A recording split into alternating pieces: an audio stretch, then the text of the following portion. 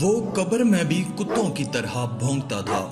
اس گستاخ کا قصہ جس نے حضرت امام حسن رضی اللہ تعالیٰ عنہ کے مزار پر انتہائی غلیظ حرکت کی تو وہ پاگل ہو کر کتوں کی طرح بھونکتا ہوا مر گیا تھا۔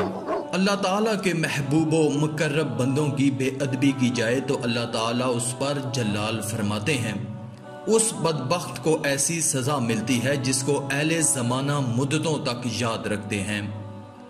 نواسۂ رسول صلی اللہ علیہ وآلہ وسلم حضرت امام حسن رضی اللہ تعالیٰ عنہ کے مزار مبارک پر بھی ایک گستاخ نے ایسی حرکت کر دی تھی جس پر اس پر دنیا اور آخرت تنگ ہو گئی۔ جب اس بدبخت شخص نے مزار مبارک کی بے حرمتی کی تو اللہ تعالیٰ نے اس کی عقل سلب کر دی اور جنون کی بیماری میں مبتلا کر دیا، یعنی پاگل کر دیا، اس لیے کہ اس نے اپنی عقل کو استعمال کرنے کے بجائے بدبختی کا مظاہرہ کیا تھا اور مزار اقدس کی بے حرمتی کی۔ اس شخص کا جنون عام پاگلوں کے برخلاف وہ کتوں کی طرح بھونکنے لگا۔ جب وہ مر گیا تو اس کی قبر سے کتے کے بھونکنے کی آواز آیا کرتی تھی۔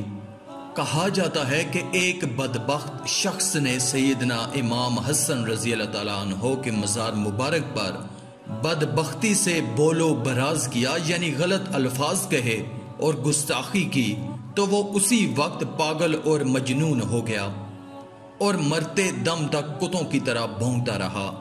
پھر مرنے کے بعد اس کی قبر سے بھیانک کتوں کے بھونکنے کی آواز سنائی دیتی۔